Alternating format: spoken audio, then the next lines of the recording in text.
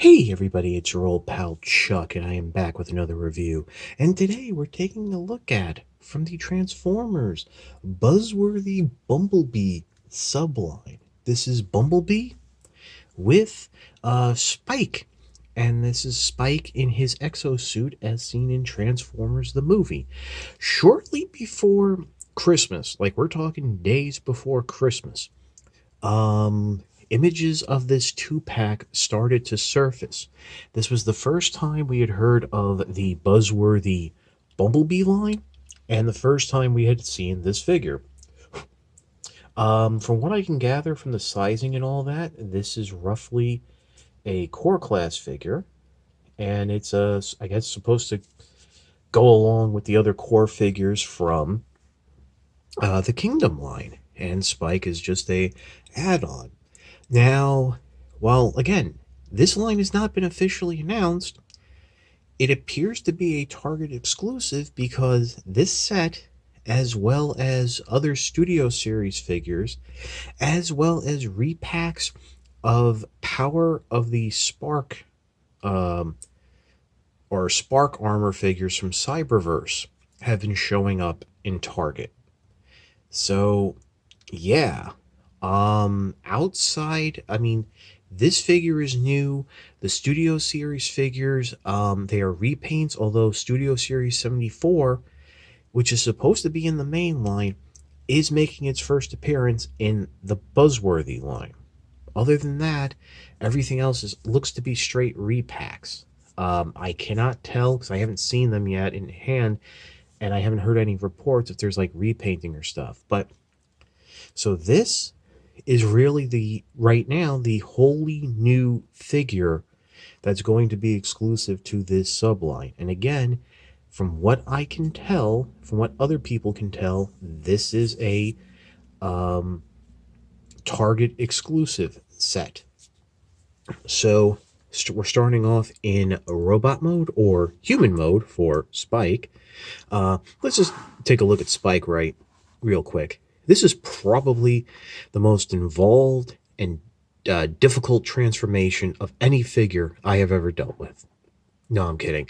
Basically, Spike has movement here in the arms, and that's about it. It looks like it was going to have hip movements, but they decided to, not put the pin in, even though the hole's right there. But basically, bring the arms back down to a neutral state, turn the figure over, and flip the backpack down. It will sort of peg into place in the back of the legs, and there you have that little carish mode that he and Daniel used during the movie. Zipping along. I actually kind of like Spike a lot. It's kind of cool. There's a lot of molded in detailing, thrusters and stuff, and I do like the blasters molded into the arms and all that. But we'll put Spike off to the side right now, and we'll come in and take a look at Bumblebee. And this is an interesting Bumblebee. This is not a licensed Volkswagen, so it's basically using the Evergreen designs that, a very G1-ish style head with a robot design that I think borrows from the animated look with that Evergreen design. My one issue with the figure in this mode, and it's strictly because of how it was designed. If you look right now, pointing the blaster straight ahead, looks fine. But when you turn the figure to the side, you realize that there's an angle to how the fist was molded. So if the arm is actually straight and you're just pointing the blaster out, it's holding the blaster oddly. It's like a little off. So you have to have the arm slightly bent to cover that. I mean, if you look from straight ahead or even from this side, it's really not that bad. I thought initially that the handle was going to come warped in the packaging because the early promo shots I saw, this handle was actually curved slightly, but it's not. It's a solid piece of plastic, and it's, it's not bent or anything. So there you go. Articulation actually isn't that bad. You do have a rotation here at the head. You just adjust the head a little. There is no ball joint. The wings here, I'm not really sure how they're supposed to be positioned. They come flared out in the packaging, and on the instructions they do show them like that. But on the back of the box, which is of course a CGI image, it makes it look like the wings are folded back more. The arms here are on ball joints. You have a ball joint at the elbow, ball joint at the hips, and just a hinge there at the knee, but it's get a lot of work. There is no foot articulation, do you have a waist swivel? And you have no waist swivel, and that's due to the transformation. But again, this is, I would say, a core class figure. You're really not going to get a lot out of it just due to the size. And I think the price point, this is going to go around for like $15 since it is technically a 2-pack. So yeah. Now to get into the transformation, what you want to do is straighten the arms out, just like so. Now the instructions are a little unclear. They kind of have you bring the head forward ever so slightly, so he's looking down like that, and then come around the back, flip up this whole section, flip up that little yellow back piece underneath, and continue to bring the whole back section around to form the rear of the car. Next, what you want to do is bring the legs together. They peg together in 2 sections here under the feet. Flip that front section down. There's actually panels here that I'm not sure if they're attached. Oh yeah, no, they are not attached to the front of the leg, but usually they do fold up in unison. So just make sure that all folds down. Make sure you have everything straight. Come around behind here. You're gonna unpeg the waist section, fold it up, that it will basically come up to that where the back of the waist is touching right underneath that black section, which is, I think, where the head pegs in. And then just fold the legs forward, and that will just peg into place right there, and you'll have the front of the car done. Next, what you want to do is bring the arms down to the side, just like so. And I guess this is best seen from underneath, but you're going to rotate the arms upward and inward so that that yellow hinge right there collapses in and upward, and that you'll be able to then peg the sides of the arms into the place on the side of the car. Make sure that's all straight, evened out. It is a little tricky to do because of ball joints. Ball joints always do make the transformation a little difficult. It also doesn't help that this is a smaller vehicle, so yeah, there is like some give and take. Finally, what you're going to do is bring these back panels, the side panels down, and what you want to make sure you do is that little yellow tab is going to go not there, but all the way underneath, and that will help secure the car mode.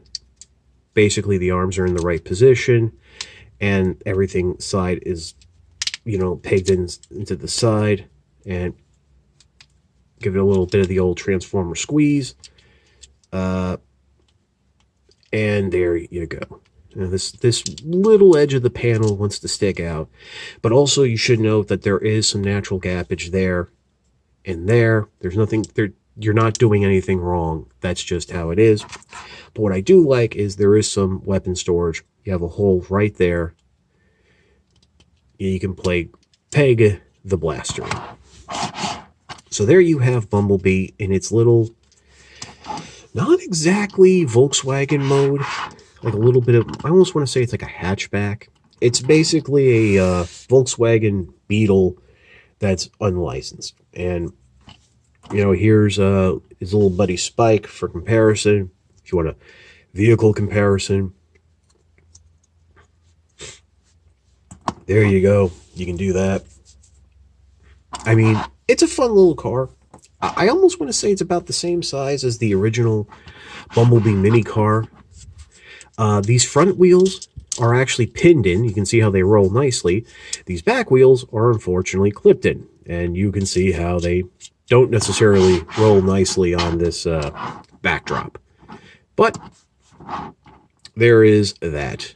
So to go back into robot mode, come in underneath, remove the blaster, come into the back here, unpeg from the back panels there, sort of massage the joint around that you can disengage it carefully. There is a little bit of a give there, so it does help.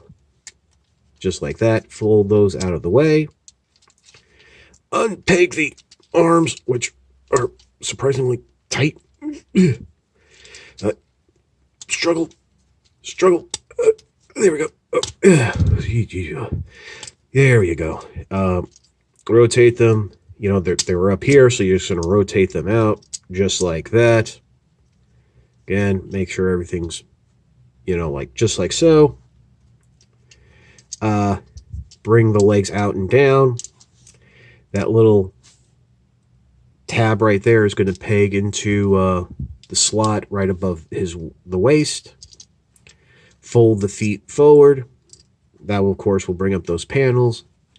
Separate the legs.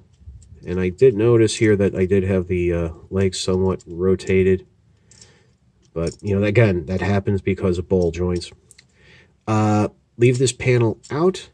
Start to bring it down. Fold it up as you're going down. That will tuck in underneath. And that will just sit there on the back. Adjust the head as you see fit. Bring the arms down. Give Bumblebee its weapon, if you so desire. I think you can... No, actually, there is no weapon storage in robot mode. But just peg that in. And there you go. Bumblebee is back in its robot mode. Fun little figure. I really don't see much wrong with it, outside of the little issues that I mentioned. But we'll be back with my final thoughts. Okay, so like I said, I think this is a fine figure. I think it's really meant to go with the core class figures from the Kingdom line, which, you know, if the rumors are true, we will be getting a ARC playset. That was a Transformer, so these are supposed to fit in there. I also think, well, it depends on your scaling and sizing. That Netflix Deluxe Bumblebee, I think, will go better with the Studio Series figures. But, you know, with Spike, I think putting Spike with them might actually work in terms of a display with the quintessence and all that stuff. Although, to really, after the beginning of the movie, you don't really see Spike and Bumblebee and such until towards the end, where they have to rescue them from the bowels of Unicron. Definitely, I think this figure will, and even Spike, will scale well with that huge Unicron that's coming. But it's definitely worth a pickup. Now, I got this figure off of eBay. In the time it took me to order it off of eBay, it apparently did come in stock on Target.com, but it quickly sold out. So your best bet to find it is lurking Target.com or going to your local Target stores. Because as I said at the beginning, and I'll say it again, from what I can tell, the Buzzworthy line is a Target exclusive. I could be wrong. Nothing has officially been said. This is something that happened last year in 2020, where we would have figures and lines starting to show up at retail and for purchase before they are ever officially announced. So I think that's the case here. It's a fun little figure. It's not the best Bumblebee. It's certainly not a masterpiece, but for the price, you get something really cool. So, if you liked this video, please consider commenting, and subscribing. While I always do appreciate the views, and I always will, using the liking, commenting, and subscribing is a way to communicate virtually through algorithms to YouTube that my channel should be promoted and exalted and held upon high. If you really want to make the ultimate sacrifice and help me support this channel, consider joining my Patreon. There's a card here in the corner, and there's a link in the description below. www.patreon.com/ChuckDog1999. All I ask for is $1 a month. No thrills, no tiers, no special rewards. All you're doing is helping me help you, help me to help you bring figures like this to you, as well as keeping up the infrastructure like this new light box that I got late last year. But as always, if you can't, I completely understand. I know $12 a year may not seem like a lot, but to some people, especially these days, it is. So always watching my videos, that's perfectly fine. So, this is your old pal Chuck for Bumblebee and Spike. We will see you next time.